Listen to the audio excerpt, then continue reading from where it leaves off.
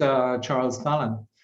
Charles is president of LID Consultants, a firm of supply chain consultants employing over 100 professionals in their offices in Montreal, Toronto, Los Angeles, and Seoul, South Korea.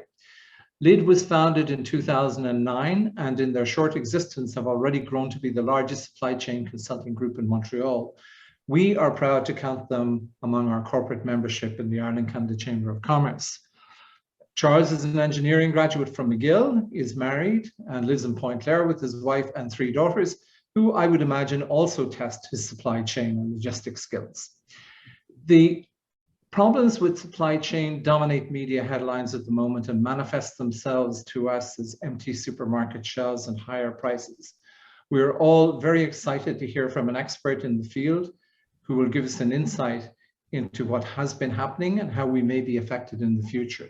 So a warm but silent welcome to Charles Fallon. Over to you, Charles.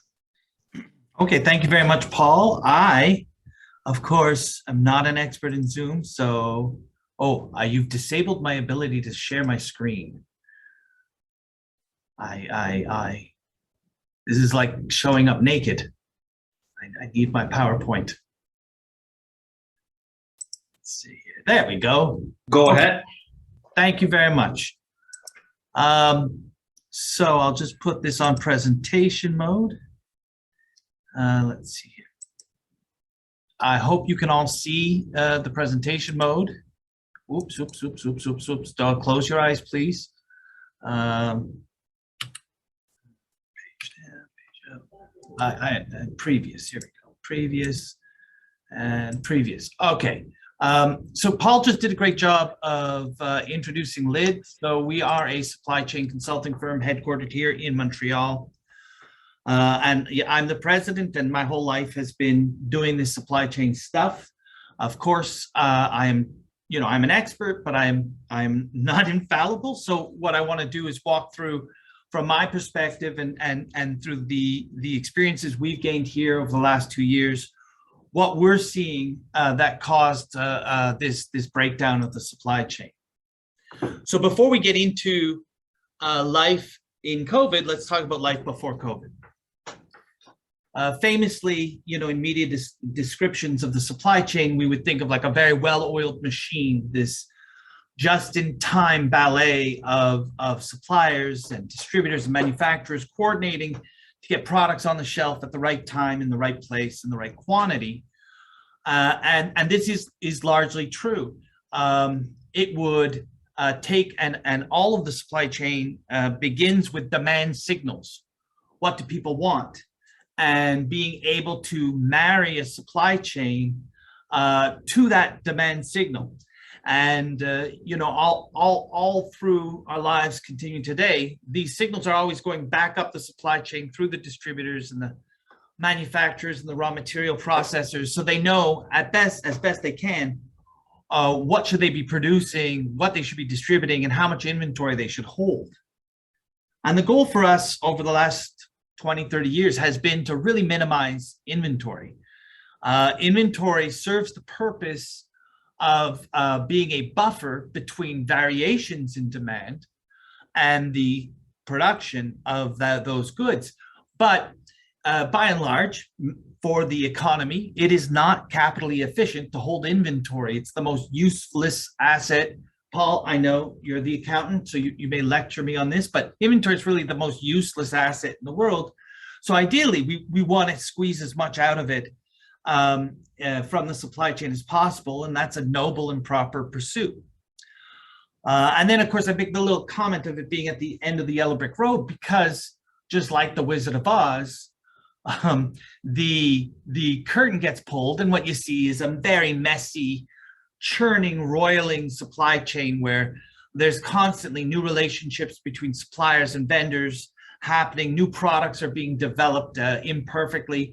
Demand signals are misinterpreted or are altogether wrong. There's noise in the system. That means that underneath the surface, we're managing errors all the time. And before COVID, we had 2 really big topics. Arguably there are a couple others, but really these are the 2 that surface. The first is we've had a continent-wide driver shortage for a very long time. I mean, this photo I stole from an article published in 2016, just to give you an idea of just how long we've had a driver shortage in both Canada and the United States. And it's really easy to understand. At two extremes, the truck driver's job is not pleasant. Either they're doing local deliveries at home in their city, and they're home every night with their family, and that, of course, is a wonderful thing. But those kind of drivers tend to have to haul the product off their trucks themselves, and so it's a backbreaking job involving thousands of pounds of product being hoofed off that truck every day, and so that's not an easy task.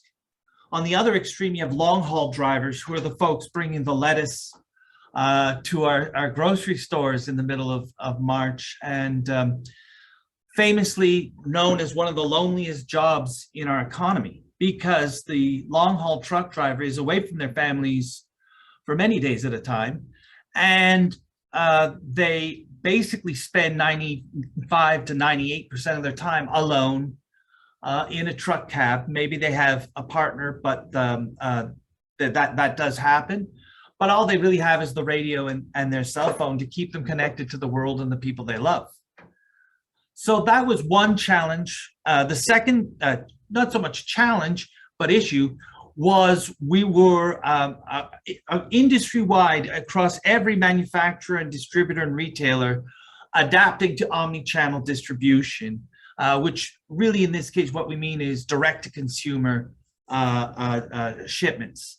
And we were moving at what we all thought of pre-COVID as a very fast pace, about 25% growth in that channel every year. And that's fast. And we were all working to build out this capacity at that breakneck, pre-COVID breakneck speed. The problem with COVID and how it affected the supply chain is foremost and fundamentally a problem of demand. COVID warped demand tremendously. And as I said a little bit earlier, this well-oiled machine of a supply chain we built is built to marry to demand as closely as possible, to match those signals and not have an inch of fat or waste along that journey. So what happens when COVID changes all that? Now, let's go through a few examples of what I mean by warping demand. So the most famous one is what happened in the beginning of the pandemic, which is our panic buying, which radically changed how much we buy and turned our grocery stores into the movie sets from a zombie apocalypse movie. A funny little story. In the early weeks, I went out to go see what was going on, and I did my little shopping, noticed all the products that are left on the shelves are truly the most despised consumer goods in our economy. Probably the retailers listed them and just cut them from their merchandising lists because no one would buy them even in a panic. But I got to the cashier, and there in front of me was Jean Charest with an enormous quantity of toilet paper. And he looked at me kind of furtively. I said, "Oh, Mr. Premier Charest, you're panic buying." And he kind of laughed. He said, "Oh, no, I'm not panic buying." And I thought to myself, well, he's either a very charming liar or he has an enormous household. But the problem is when we're panic buying, back to that idea of trying to meet demand signals exactly. If you take the example of toilet paper, I mean, toilet paper is not a product that is subject to seasonal variations or holiday spikes, or even really weather-related events. It's a product that we all, each and every one of us, consume basically at the same rate every day. And so the entire supply chain is built based on an extremely steady and predictable demand. And that goes all the way from manufacturing into distribution. Toilet paper is the manufacture of it is a very capitally intense process. It does involve very expensive equipment that you can't just double up on a dime. And even if you could, it's in a very unionized industry where the flexibility around adding labor or extending labor or adding shifts is just not there. So when we wipe the supply chain out of its inventory of toilet paper in a matter of a week, well, it's going to take many, many, many, many weeks for us to recover that inventory, because we're just built to meet the demand that was there pre-COVID. And so even though the demand falls back to steady state after that initial panic buy, that bulge of purchasing takes just forever to recover from. The other, and actually more long-term throughout the pandemic, example of how our demand got warped, being at home changed what we buy. And you can think of two big examples. For the first time in over a decade, we spent more money at home eating food than we did away from home. So that's called the share of the stomach, and the restaurant world was solidly beating the grocery retail world, so much so that grocery stores were now trying to label themselves grocerants and create all sorts of very fancy ready-to-eat meal solutions for you so that it can draw you back into their grocery stores. But that changed. The restaurant industry dropped by 30% within the first 8 months of COVID, and that wildly changed the supply chain. So I have here two examples, two pictures. One, they're both ketchup, and we can all agree that this is ketchup. But one is in a very large can that restaurants use. They buy in those quantities in order to refill their ketchup stations or their reusable squeeze bottles that land on the tables. And the next one is the retail version that we buy, the one-time squeeze bottle that we bring home. So you'd say, well, it's all ketchup. So how does the demand, the swing from restaurants to retail really affect the supply chain? The production in a ketchup factory, of course, begins with making the ketchup in a large vat or many large vats. And then it has to go through the next phase of manufacturing, which is the packaging line. Well, suddenly, no one needs canned tomato ketchup. The restaurants probably themselves have way more than they need to serve their demand in their restaurants, even with the little takeout business that they're doing. Meanwhile, the packaging lines that have to make the squeeze bottle retail versions, they're running at full blast, and they're still not being able to throw out the number of bottles that you want. And even if you can hit that packaging production quantity that you want, you have to make sure that your suppliers of the lids and of the bottles themselves and the labels, that they're available to meet that demand that has suddenly grown and swung in their favor. Meanwhile, on the other end, no one needs those big cans right now, and a whole supply chain for that has fallen off a cliff. And that's just ketchup. If you extrapolate that, by March 2021, they were saying half of the houses in Canada were under some sort of renovation project. Well, the supply chain that serves the construction materials and renovation industry just was not prepped for such an explosion of projects. And I think many of us probably experienced that when we said, oh, it's time to get our decks expanded or replaced, and there was no lumber to be found. Meanwhile, like the travel industry lost $37 billion in 2020. Well, unbeknownst, or we take it for granted, like there's a whole supply chain devoted to that. I mean, I know there's two people here in Mexico right now, and anytime they take a little shampoo bottle off the counter, that's a supply chain that's built expressly for the travel industry, that basically just had to shutter its doors for a while. So that warping of demand by staying at home actually completely transformed supply chains in ways that they were not able to adapt to in any quick, responsive way.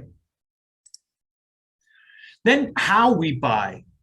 the move from retail going into stores and then buying online just exploded in COVID times. So Statistic Canada said, hey, it was a 99% growth rate. So it's basically it doubled in 2020 for all online shopping, and it's even more extreme for food. As I said earlier, we already thought we were growing at a very rapid pace pre-COVID, which was about 25% a year. Well, now in 1 year, the world's asking us to supply online distribution at a rate 4 times that.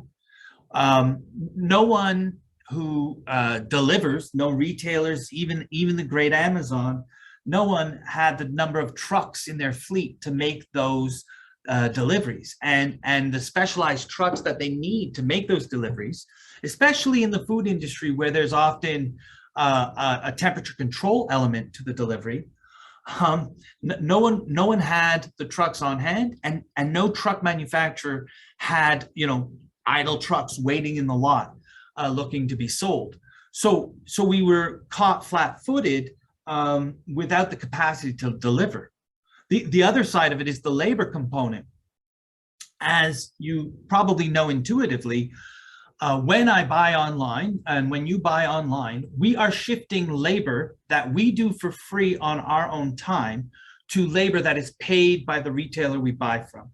So if I order my groceries from Metro, what I'm not doing is driving to Metro, going up and down the aisles, picking my own orders, driving the order back.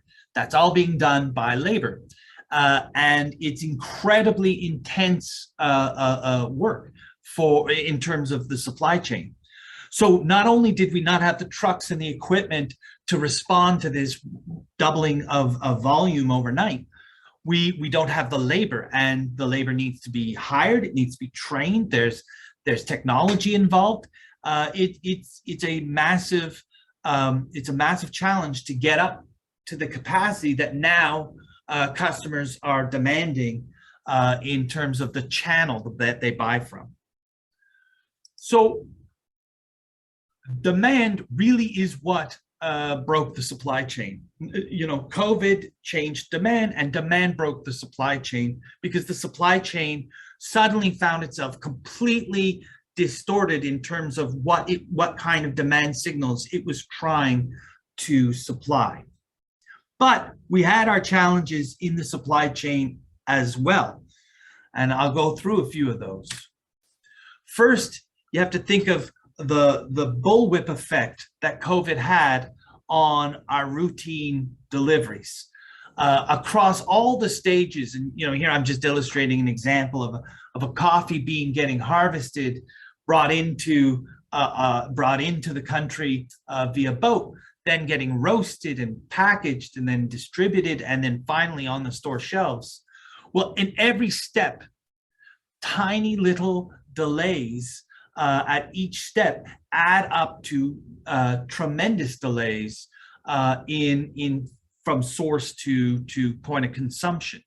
And that we've seen everywhere, whether it's the restrictions, the general lockdown restrictions that shut down certain businesses, or it's the quarantines and isolations that result from falling ill with COVID and having to bow out of the workplace, or just general labor shortages. It just added up to a massive impact. At one point, the Port of Los Angeles and Long Beach, which is the largest port in North America, had something like 60 cargo ships parked offshore because there was just not enough people in the port to take the boats in and unload them. And that was, just people failing to show up because they fell sick with COVID.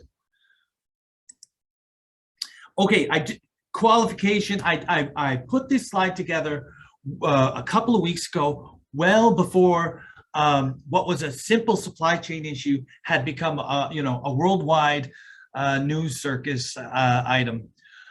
But if we just look at it from the supply chain and forget everything else for 1 second, Canada and the United States did mandate that all truck drivers should be vaccinated in order to cross the borders. And that effectively removed 10% of our cross-border capacity. You know, in an environment where we already have a substantial labor shortage for truck drivers, it's not like we can just hire more truck drivers. We were already short 25,000 truck drivers when we entered COVID. In the US, that number is 60,000. And if you use the rule of 10 to 1, I mean, you can see that Canada is actually even much worse situation in terms of a truck driver shortage than the United States.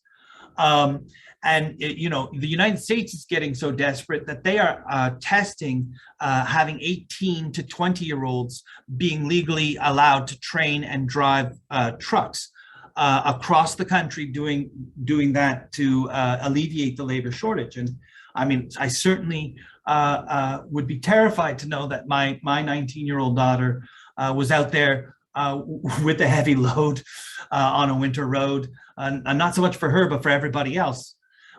Anyway, so from a supply chain perspective, if public health really did deem that this was, you know, something that would have a measurable impact on the spread and transmission of Omicron or whatever other variant comes along, such that it was worth it, then okay.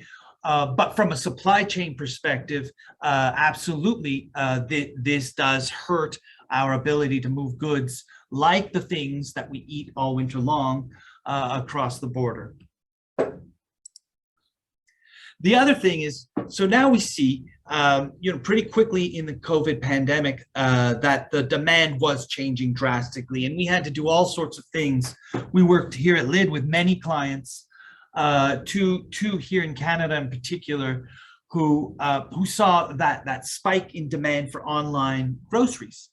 And you know, whatever plans they had before COVID just would not cut it. It was just too little, too late. And this was a massive opportunity to capitalize, because the idea is, if you like buying online, if you're satisfied with, maybe when things settle down, you keep that habit. But we couldn't build capacity fast enough to meet that demand. And the first reason is, of course, you know, when you're building buildings or even renovating them, it is legally and morally required to do so safely. So, you know, there are no shortcuts to making a building safe. You still, you know, and no municipal authority, as an example, is going to not do due diligence properly before issuing construction permits, and things like the work from home and process slowed the permitting process down, and that's just one example. But even if we could magically get our permits and have the designs all done quickly, we had enormous delays in construction materials. And these are any material that you want to buy. It's back to that COVID bullwhip effect. It takes longer to get. The factories can't operate at the same output because the distancing rules and the absenteeism and all those things. So the example I'm giving you here is very simple, one of the most basic industrial items, racking, warehouse racking. It was an 8 to 12 week lead time, maybe sometimes we go to 16 weeks when the economy was especially hot. But today it's 26 to 52 weeks, and that's just what it is. And no one will even actually guarantee you a price until very close to the time of purchase, because steel prices are so insane. And even if we could solve that problem, though, the daily output on a construction site just slowed down by the introduction of safety measures to keep workers safe, and the absenteeism that happened, you know, because workers fall ill, not necessarily at the site, but, you know, through their lives and from their homes, and they've got to isolate. So you could never really field 100% of your construction crew, and therefore your daily output was diminished as a result. The thing now, you know, if panic buying was on the leading edge of the pandemic, what's emerging now is a kind of a time bomb because of travel restrictions. We obviously in wave one, we discovered to our joy and that we could work really well remotely. Meetings like this, they go very well, but ultimately they don't replace being there. The supply chain is as much a chain of relationships as it is anything else. And so if you have a long-standing, trusting relationship with you and a supplier or you and a vendor, well, sure, we can manage that remotely for a very long time. But that isn't what the supply chain is. As I said, if you pull the curtain back, the well-oiled machine is a roiling, churning, constantly evolving activity, industrial sector that ultimately needs on-site presence to do things like develop new customers or develop new vendors, develop new products, oversee complex global operations, do the engineering and continuous improvement that's so critical when you think that this is not a very few parts of the supply chain are margin heavy. They're very lean operations. You know, it's okay if you're selling iPhones. You've got a lot of room to have an inefficient supply chain. But if you're doing bananas, well, at 69 cents a pound, you don't really have the luxury of waste and lack of productivity.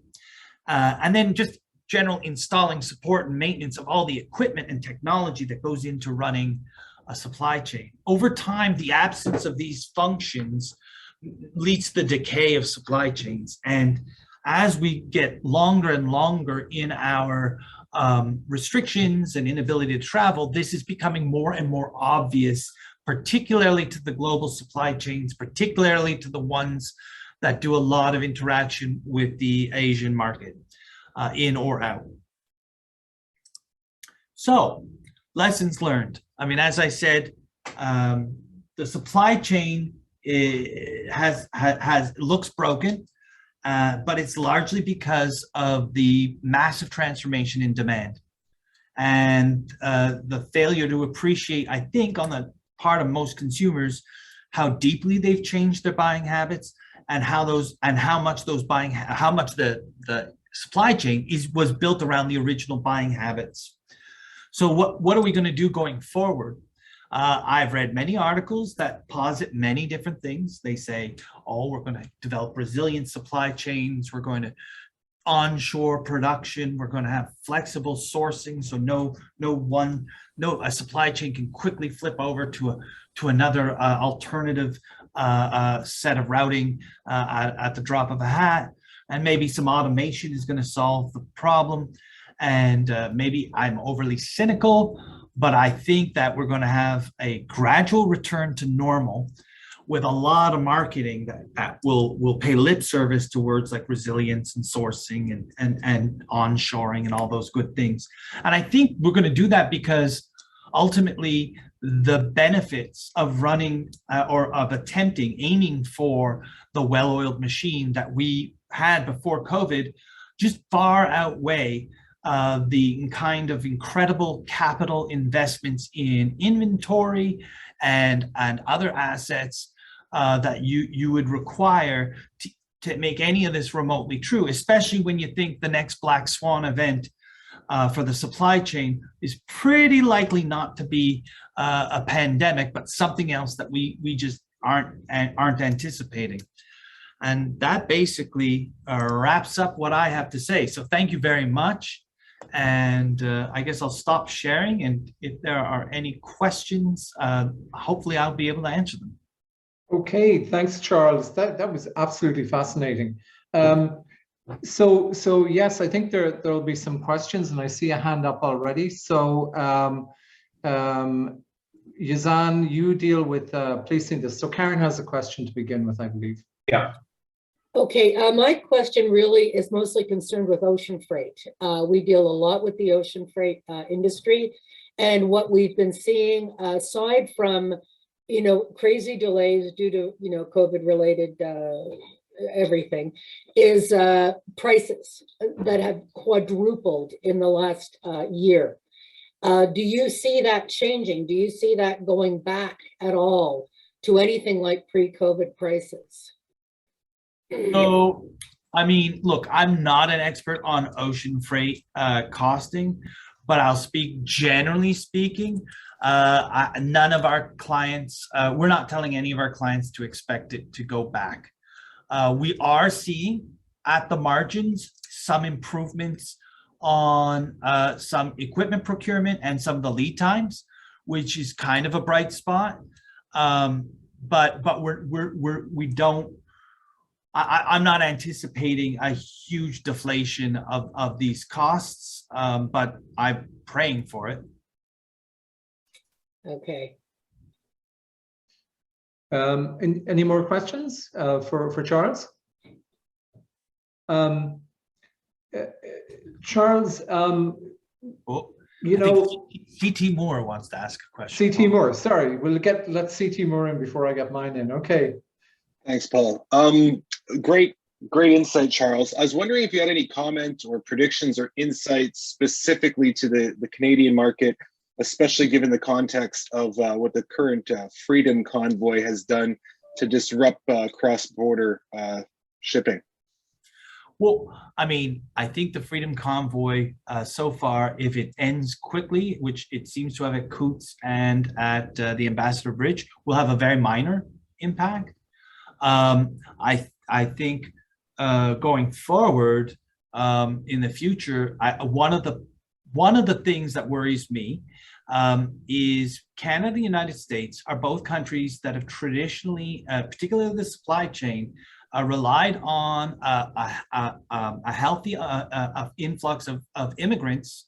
When you think about the immigrant story, they come and they may work some less skilled jobs until they can get their qualification certified or do any or they get their children educated, and we've relied on that and capping or kind of squeezing that down for the last couple of years. It is something that's causing a real inflationary pressures labor-wise.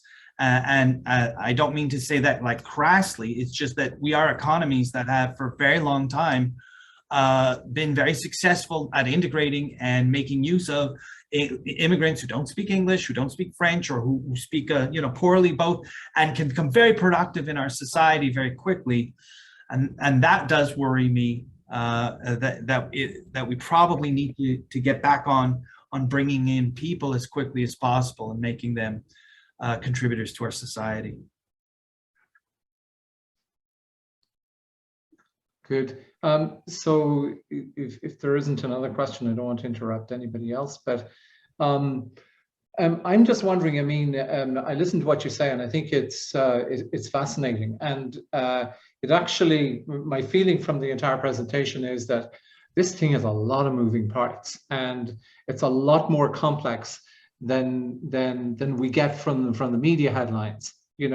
Where supply chain now is actually understood by everybody, whereas before people wouldn't know what it was all about. But having said that, I mean, that gives me the impression too that we might be a long time coming out of this, that this isn't going to be something that will fix itself in a year or two. Am I wrong, or do you think the supply chain is more adaptable than that? I do. I think a year is early, but 2 is. I think that will be fine in 2 years. That's my feeling. But I'm assuming that. Here in Quebec, the Public Health Authority reported that 2 million people caught COVID in the last 8 weeks. That's 25% of the population. So if we assume, which no one knows and I don't know, but if we assume that we are really at the tail end, I think we'll be fine. It all depends on how much consumer habits stick. So if consumer habits that change during COVID stick on non one-time expense consumption, so the consumption of regular consumer goods, if those habits stick, then 1 to 2 years is fine. If those habits fall back to normal, actually we'll do just fine. Because the capacity's already been built to return to normal.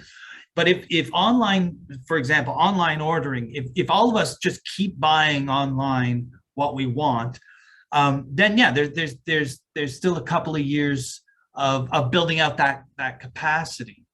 So I'm not a marketing guy. I know personally, I don't think my habits of buying everything online are going to stick.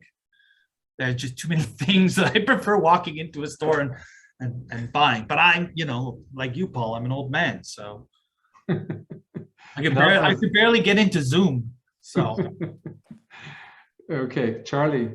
Sure, Paul, thanks. Yeah, Charles, I was wondering, is there opportunities for innovation out of this? I mean, if there was a truck shortage before and now it's worse and, it's doom and gloom, I mean, maybe there's things like, I don't know, truck companies. In your slide deck, you had a picture of Metro with their branded truck. Is that just back and forth to Metro shops?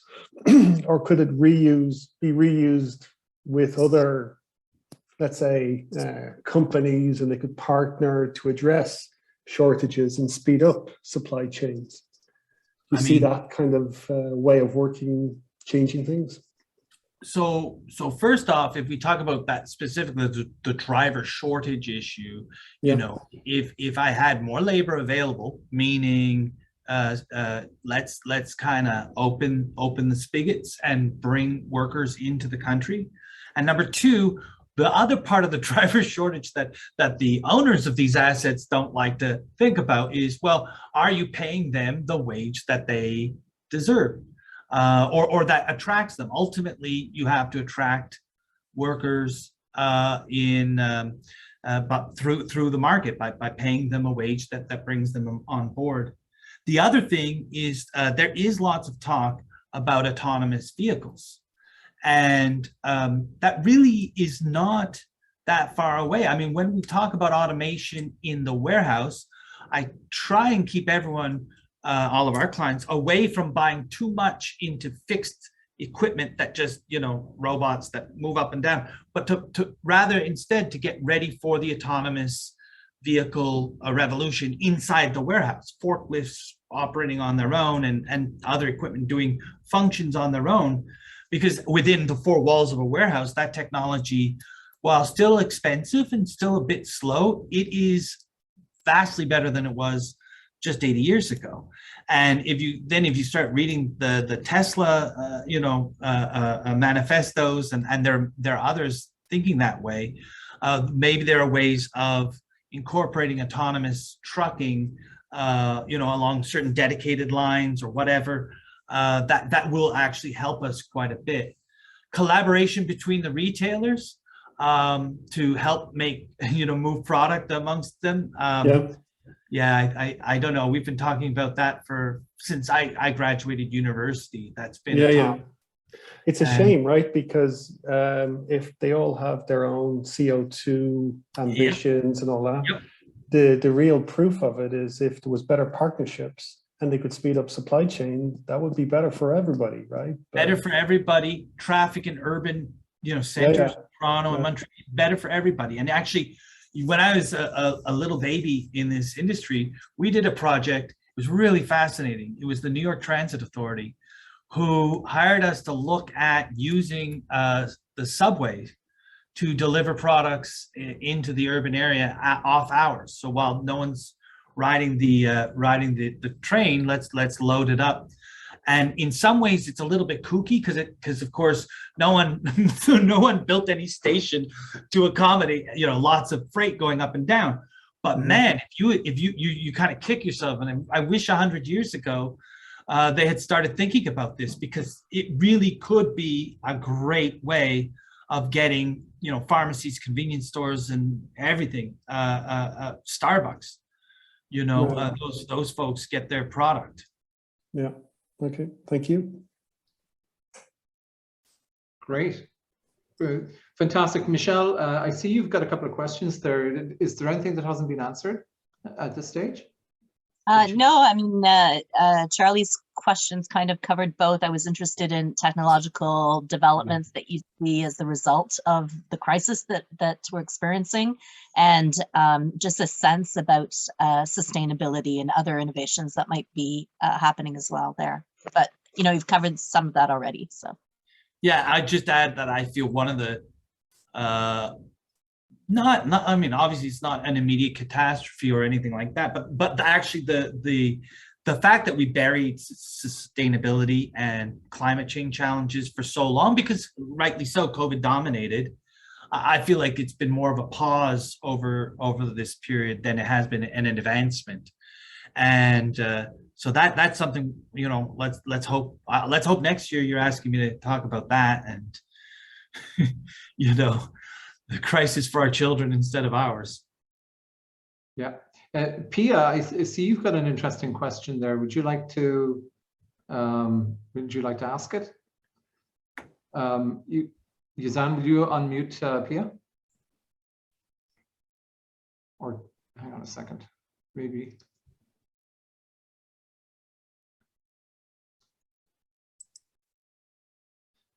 I'll read it out anyway, in case, because that looks like a static picture, and I'm not sure whether she's behind it. Okay, but she wrote here, I think you probably all see it in the chat, the last mile delivery seems to be a big problem. I see from relatives in Estonia that drones and bots are being used for small item delivery, but I don't see that here. Maybe easier in a small country. Anything that looking realistic for Canada? Realistic, yes.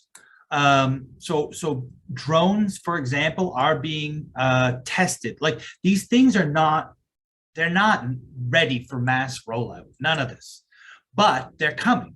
And the drones are being tested. There's a convenience store chain that runs no open stores. They just deliver to your door, called GoPuff in the United States. And they are in certain limited markets doing drone deliveries. So we have an office in LA, and in that market, we've had some of our employees test a bag of chips being delivered by drone. I will tell you, to me, it looks like kind of silly. But the question is just the trade-off. Like, if you have 100 or 1,000 or 10,000 individual drones making individual deliveries, they still got to lift, you know, 10 pounds, let's just say 5 pounds up into the air. Like, it's not an energy-free thing. So it may not in the end be cheaper than, say, here in Quebec, a hydropowered truck that's, you know, powered by renewable energy, that's making 100 deliveries in a 3-block radius. It may not be cheaper. I don't know the math, but that's the question. And then as the robot deliveries, again, in the United States, there's quite a bit of experimentation with that. I've had a pizza delivered to me via robot in LA.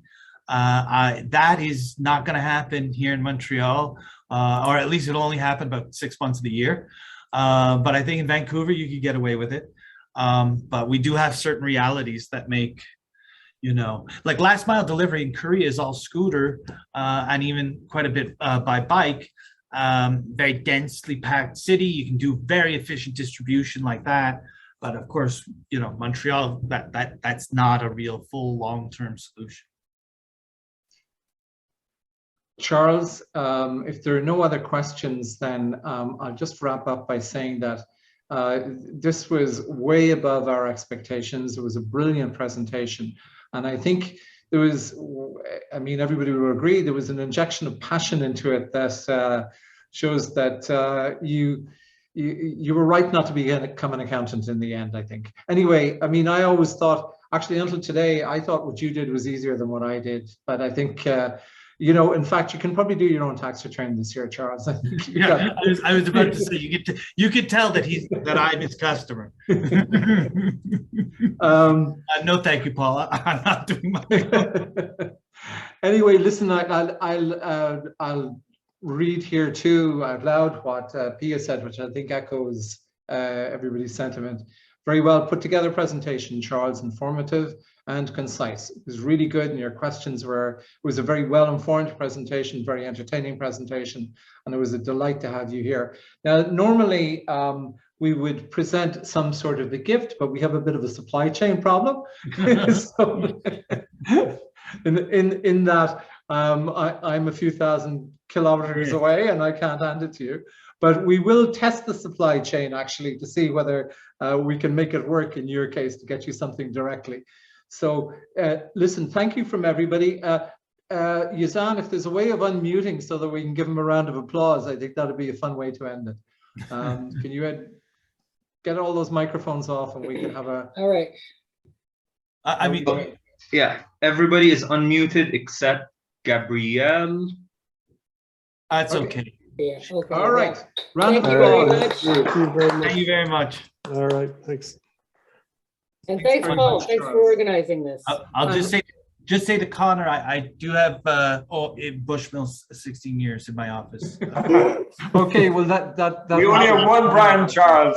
So, I have some red breast at home, but that's what I have here. Don't All worry, I'll get you a bottle of whiskey. Okay, thank you. Listen, a reminder That's okay, to Paul. everybody that we've recorded this presentation. It's going to be up on the website. There was an awful lot of very interesting content in there that's probably worth a second look, and tell your friends about it. Terrific presentation. Great way to start the 2022 Chamber of Commerce presentations. Absolutely delighted with the turnout, delighted with the Charles presentation, and best wishes to everybody. Wish I could join you for St. Patrick's Day, but I'll be there in spirit and spirits. Thank you very Take much. care. Bye, Take care. guys. Bye-bye. Bye-bye. Bye.